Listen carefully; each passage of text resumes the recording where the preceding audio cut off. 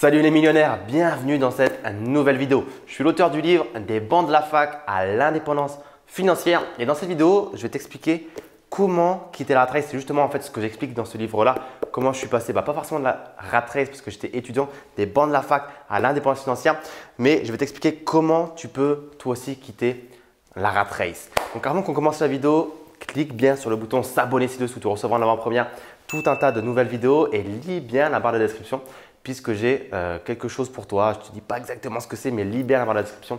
J'ai un petit cadeau pour toi à récupérer. Donc, comment quitter cette foutue rat race? Donc déjà, qu'est-ce que c'est que la rat race? Peut-être que tu es sur la vidéo, tu ne sais même pas ce que c'est que la rat race. Donc rapidement, qu'est-ce que c'est?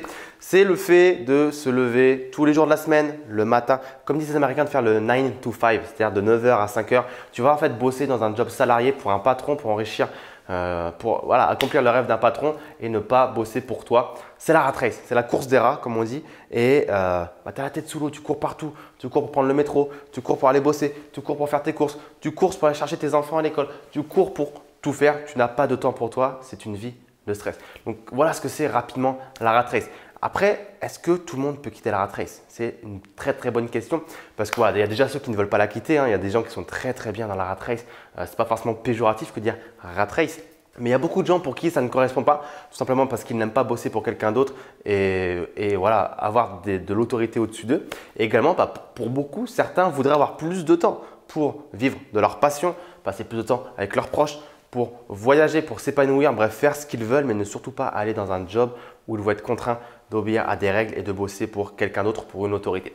Donc, est-ce que tout le monde peut quitter la rat race? La bonne nouvelle, c'est quoi? C'est que oui. La moins bonne, c'est que malheureusement, tout le monde n'y arrivera pas, ne l'atteindra pas pour des raisons qu'on va évoquer juste après. Mais aujourd'hui, si tu regardes cette vidéo et que tu es dans un job salarié, que tu en as marre, tu en as plus que marre, tu as envie de dire fuck à ton patron, eh bien, sache que tu as largement les possibilités de le faire si bien évidemment tu mets en œuvre tout pour y arriver. Le problème, c'est quoi justement pour les gens qui ne vont pas y arriver? C'est que, ils sont trop dans le confort de ce qui est entre guillemets acquis, dans le confort du salariat, dans le confort de leur train-train, de leur quotidien.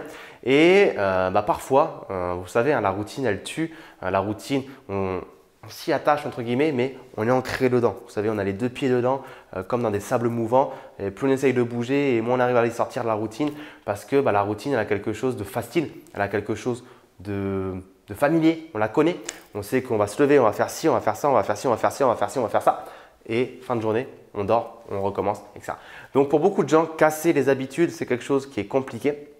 Et surtout aussi pour beaucoup de personnes, faire des choses qu'elles n'ont jamais fait, prendre des risques, innover et apprendre de nouvelles choses, quelque chose entre guillemets qui les emmerde et qu'elles n'ont pas envie de faire. Il y a une sorte de côté en fait, sécuritaire à la rat race, au métro, boulot, dodo comme on l'appelle également. Et après, on ne peut pas forcer les gens à quitter la rat race. Il faut vraiment que ça vienne de vous, cette volonté de sortir de ce schéma classique qu'on nous enseigne en fait depuis le plus jeune âge à l'école où on nous dit apprends et un diplôme, travaille, meurs. Donc avec un petit peu de fun entre les deux, mais grosso modo l'idée elle est résumée là.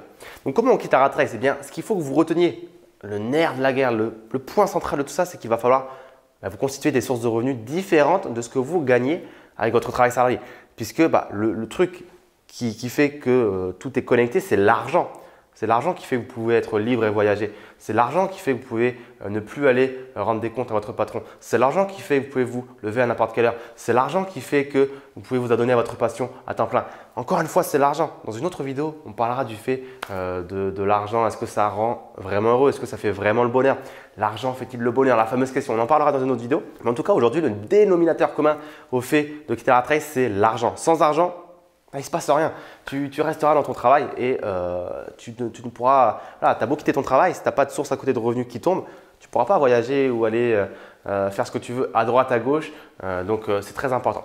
Donc, ce qu'il va falloir que tu fasses, c'est générer des sources de revenus alternatives et passives. Parce qu'encore une fois, le but, ce n'est pas forcément de se créer un deuxième travail.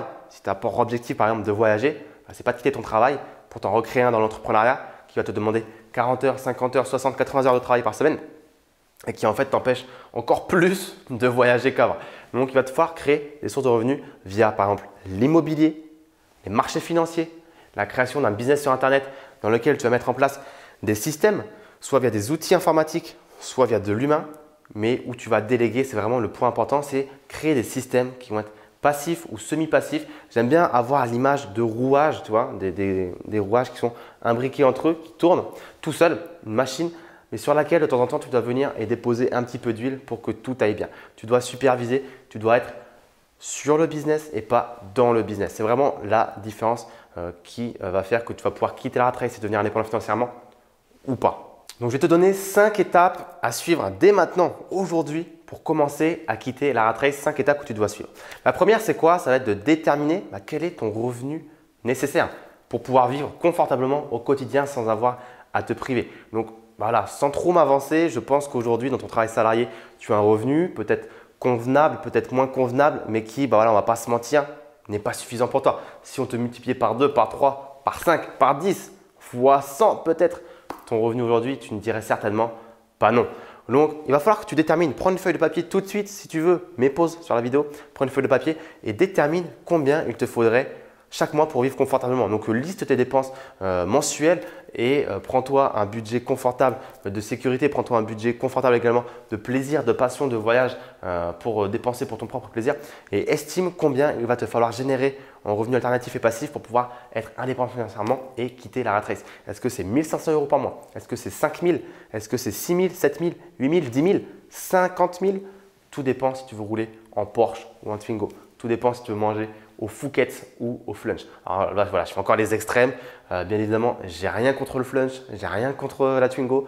Je kiffe, mais tout ça pour vous dire qu'il y a des différences de qualité de vie qu'on souhaite obtenir pour chacun. Il y a des millionnaires qui vivent très simplement. Voilà, il n'y a pas besoin de montrer qu'on est riche. Au contraire, c'est quand on cherche à montrer qu'on est riche, généralement qu'on est le moins riche. Et il y a des millionnaires qui vivent, voilà, c'est aussi vrai, qui vivent dans la jet set, qui vivent dans le show-off, qui vivent dans les très très belles choses qui coûtent cher. Mais à vous de choisir ce qui vous correspond et quel est le niveau de revenu que vous devez générer. La deuxième étape, ça va être d'investir vos revenus et du coup par extension l'épargne que vous avez pu dégager de vos revenus dans des actifs. Donc voilà, la première chose que vous devez éviter, c'est de vous procurer des passifs. Les passifs, c'est quoi? Il ne faut pas mélanger actifs, passifs. Parce qu'on parle de revenus passifs en disant que, voilà, on dit qu'il faut avoir des revenus passifs tout en n'achetant pas des passifs. Donc ça peut peut-être vous perdre. Les passifs, c'est quoi? C'est ce qui va vous faire perdre de l'argent. Les actifs, c'est ce qui va vous faire générer de l'argent. Les revenus passifs, ça veut dire que c'est des revenus qui vont tomber automatiquement sans que vous n'ayez rien à faire ou que très peu. Donc l'idée, c'est qu'avec vos revenus et l'épargne que vous avez pu constituer, vous commencez à investir dans des actifs. Vous faites des apports pour investir dans des biens immobiliers. Vous investissez sur les marchés financiers. Vous mettez du cash dans votre entreprise que vous allez créer. Vous investissez dans des actifs qui vont tout de suite ou prochainement vous générer des revenus, des petits bébés euros.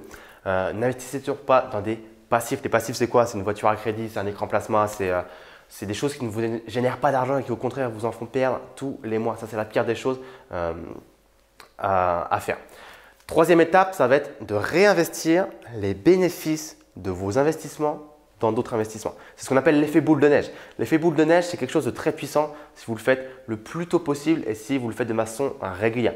C'est-à-dire que voilà, si demain vous avez investi dans un bien immobilier, il vous génère 200 € de cash flow positif net par mois, il ne faut pas vous dire ok, c'est 200 € de cash flow positif net par mois d'acquis avec lesquels je peux dépenser, aller m'acheter, je ne sais pas, ce que vous voulez, une place de cinéma ou j'en sais rien. Non, ces 200 € de cash flow positif net doivent être immédiatement réinvestis dans d'autres investissements de façon à déclencher ce qu'on appelle l'effet boule de neige, que les bénéfices soient réinvestis dans des véhicules d'investissement, dans d'autres actifs qui vont eux-mêmes générer des bénéfices et ces bénéfices encore une fois vont être réinvestis et on alimente cet effet boule de neige de façon à faire en sorte qu'il y a un engouement et une inertie qui devient puissante.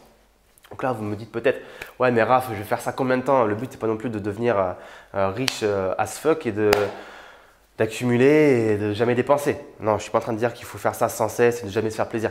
Mais ce que je suis en train de dire, c'est qu'au début, il faut faire cet effort parce que au début, vous êtes encore dans une période de création, de construction et qu'il faut vraiment le moindre effort, la moindre énergie, le moindre bénéfice, l'investir, le réinvestir pour que la machine aille de plus en plus vite pour vous et que vous soyez le plus vite possible rentier, indépendant financièrement ou vous ayez quitté la rat race. Appelez ça comme vous voulez. La quatrième étape, ça va être d'automatiser tout ce processus. Donc au début, ça va vous demander du temps. Encore une fois, on n'a rien sans rien. Trouver le bien immobilier, trouver quelle action dans laquelle investir, trouver, je sais pas, des produits à créer pour votre business sur Internet. Bref, il va falloir beaucoup travailler. Mais la quatrième étape, ça va être de automatiser tout ça. C'est-à-dire qu'il y a un moment, il faut que, voilà, j'aime bien utiliser la loi de Pareto, dire que 20% de vos efforts vont générer 80% de vos résultats. On est d'accord? Donc, vous devez vraiment automatiser, avoir des systèmes, avoir de l'humain, avoir des choses qui font en sorte que vous générez vos revenus de façon, encore une fois, semi-passive, voire à 100% passive parce que ça tourne tout seul. Vous avez mis en place des systèmes qui fonctionnent sans votre présence. Vous êtes simplement un superviseur. OK? Cinquième étape, ça va être la géodiversification. Continuez d'investir en ayant en tête que géodiversifier est quelque chose de très important. Donc, diversifier ses secteurs d'investissement et également ses zones géographiques. Investir dans des biens immobiliers qui sont potentiellement dans la région je sais pas, de Rhône-Alpes, puis ensuite de la Champagne, puis ensuite PACA, mais aussi pourquoi pas en Europe, en Estonie, en Bulgarie, en Italie, en Espagne, en Hongrie, également pourquoi pas encore plus loin, en Asie, au Brésil, etc. Les actions, c'est pareil, avoir des actions françaises, avoir des actions japonaises, avoir des actions turques, avoir des actions américaines, etc., etc. Bref, vous devez vraiment diversifier et géodiversifier dans un but de faire en sorte que votre patrimoine, votre capital soit en sécurité parce qu'encore une fois, dépendre de l'économie d'un seul pays est un risque. On ne sait pas ce qui peut se passer. Vous le savez tout autant que moi, les banques centrales, les institutions financières, etc., ce n'est pas forcément quelque chose qui rayonne aujourd'hui en termes de chiffres. Donc, il faut se protéger d'un point de vue mondial et donc diversifier ses investissements. N'ayez pas peur, voilà, c'est la cinquième étape, c'est la dernière. Donc ne vous dites pas, voilà, il ne faut pas voir ce schéma global comme étant quelque chose de très très gros à faire. Il y aura du travail à faire, mais cette cinquième étape, c'est vraiment, on va dire, la cerise sur le gâteau. À partir du moment où vous allez commencer à construire quelque chose de très intéressant, pensez à géodiversifier vos actifs à l'étranger en différentes devises, différents secteurs d'investissement et différents continents, c'est très très important. Donc voilà en tout cas les 5 étapes pour commencer. Et même pas commencer, vous pouvez littéralement quitter la rat race si vous avez assimilé ces 5 concepts puisque c'est littéralement ni plus ni moins ce qui a fait que tous les gens qui sont indépendants financièrement aujourd'hui le sont. Si je le suis aujourd'hui, c'est tout simplement parce que j'ai suivi ces 5 étapes et que je m'y suis tenu entre guillemets à la lettre. Donc si tu as aimé cette vidéo, petit pouce bleu en l'air, ça me ferait très plaisir. Commente-moi en dessous en me disant où tu en es. Est-ce que tu as commencé ton processus? Est-ce qu'il y a quelque chose qui te bloque? N'hésite pas à me poser des questions et à réagir vis-à-vis de cette vidéo. Partage-la avec des gens qui veulent quitter la rat race ou qui devraient, qui ne savent pas encore que c'est possible de quitter la rat race, mais qui pourraient et devraient et souhaiteraient le faire. Et encore une fois, lis bien la description puisque tu vas retrouver un lien pour l'école de l'élite financière qui est mon programme phare qui t'apprend à atteindre l'indépendance financière en un temps record. Je ne vais pas t'expliquer le contenu de tout ce programme maintenant parce qu'il est vraiment très gros, très énorme, plus de 100 heures de formation. Mais la promesse de ce programme, c'est de te faire atteindre l'indépendance financière une fois que tu l'as suivi. Donc retrouve tout ça dans la barre de description et moi je te dis à très très vite. Ciao, ciao.